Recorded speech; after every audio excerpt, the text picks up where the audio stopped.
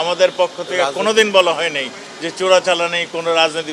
আমরা সবসময় বলে আসছি এমপি আমাদের ওই এলাকাটা একটা সন্ত্রাস কবল এলাকা, ওখানে কি হয়েছে সত্যিকারের ঘটনা সেটা আমাদের জানতে হবে। আমরা এখন তদন্ত করছি, তদন্তর পরে আপনাদেরকে জানাবো। এটা একটা চেকিংয়ের বিষয়, কাজে এইটাও যদি চাঁদাবাজির কথা বলে চালু করে দেয় তাহলে তো মানে প্রশ্ন অন্যরকম হয়ে যায়। আমরা মনে করি চাঁদাবাজি আমাদের পুলিশ যথাসম্ভব নিয়ন্ত্রণ করতে চেষ্টা করছে, আমাদের রাজনীতিবিদরাও এর পাশে দাঁড়িয়ে চাঁদাবাজি যাতে কম হয় সেই জিনিসটা তারাও খেয়াল করছেন। আমরা আশা করি চাঁদাবাজি আপনারা ভবিষ্যতে অনেক কম দেখবেন। এমপি আনারের মেয়ে ডরিন, এটা আমি কালকে বলছি, আমি কালকে বলেছি।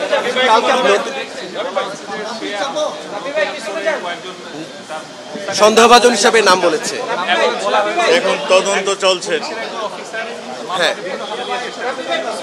যখন তদন্ত চলে তখন আমাদের মন্ত্রী কিংবা আমাদের আইজিপি কিংবা তদন্ত কর্মকর্তা না জেনে না কমপ্লিট না করে কিছু বলা উচিত না। আমরাও মনে করি তদন্ত শেষ হলে এগুলো আমরা কথা কামাল ভাই, সেটা হচ্ছে যে এই এমপি আনার হত্যাকাণ্ড নিয়ে আপনাদের পক্ষ থেকে বিভিন্ন সময় বলা হয়েছিল যে চোরাচালানের বিষয়টি, কিন্তু এখন রাজনৈতিক আমাদের পক্ষ থেকে কোনোদিন বলা হয় নাই যে চোরাচালানি কোনো রাজনীতি।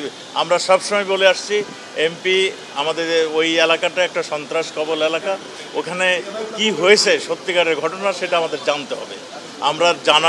আমরা এখন তদন্ত করছি, তদন্তর পরে আপনাদেরকে জানাবো। পুলিশের মানসিক স্বাস্থ্য নিয়ে আপনারা আর কোনো কাজ করছেন কিনা? পুলিশের মানসিক স্বাস্থ্য নিয়ে নতুন ভাবে আপনারা কোনো কিছু ভাবছেন কিনা? বা এই যে জোনে তার এই ঘটনা আমাদের আইজিপি মহোদয়, হ্যাঁ, আচ্ছা আচ্ছা আচ্ছা আচ্ছা ওনার বলছেন আমি বলি পুলিশের, আমার মনে হয় আইজিপি সাহেব আর একটু অ্যাড করে দিবেন না।